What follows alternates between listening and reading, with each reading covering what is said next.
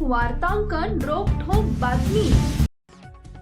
विधान परिषदेच्या उपसभापती पदासाठी शिंदेच्या शिवसेनेतून ठाकरेंचे आमदार सचिन अहिर यांनी अर्ज भरला।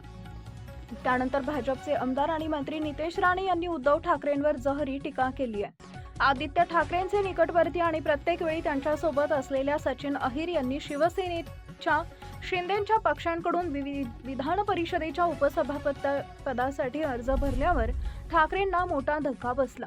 त्यानंतर राजकीय वर्तुळातून अनेक प्रतिक्रिया व्यक्त होत आहेत। आज सकाळी विधिमंडळात सचिन अहिर यांचा उपसभापती पदाचा अर्ज भरताना मुख्यमंत्री देवेंद्र फडणवीस, उपमुख्यमंत्री एकनाथ शिंदे यांच्यासह माजी उपसभापती नीलम गोर्हे, मंत्री चंद्रकांत पाटील उपस्थित होते। ठाकरेंच्या पक्षाला हा धक्का बसल्यानंतर नितेश राणे यांनी उद्धव ठाकरे आणि आदित्य ठाकरे यांच्यावर जोरदार हल्लाबोल केला।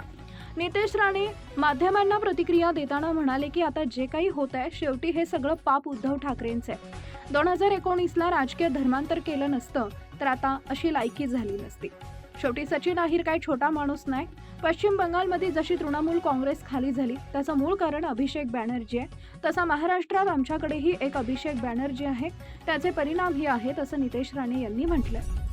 आता वरळीतून आमदार असलेले आदित्य ठाकरे यांनी राजीनामा देऊन वरळीतून पुन्हा निवडून येऊन दाखवावे असं खुलं आवाहन नितेश राणे यांनी यावेळी दिलंय। सचिन अहिर आणि सुनील शिंदे यांच्यामुळेच आदित्य ठाकरे हे सभागृहात बसून टोमणे मारतायत। उद्धव ठाकरे आणि आदित्य ठाकरे यांच्या कुटुंबातील लोकांच्या स्वभावामुळे लोक सोडून जात आहेत। जो माणूस बाळासाहेबांचा झाला नाही तो आमदार, खासदार आणि शिवसेनेतील सहकार्यांचा काय होणार, अशा शब्दात नितेश राणेंनी हल्ला चढवला आहे।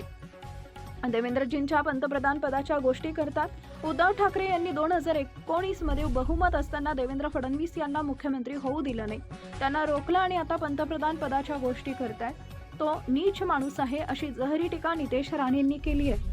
आता उद्धव ठाकरेंनी लग्नात फोटोग्राफी करावी असा खोचक टोला देखील त्यांनी लगावलाय। महाराष्ट्रातील महत्त्वाच्या आणि ताज्या बातम्या पाहण्यासाठी आमच्या जय हो न्यूज चॅनलला सबस्क्राइब करा आणि बेल आयकॉन प्रेस करा।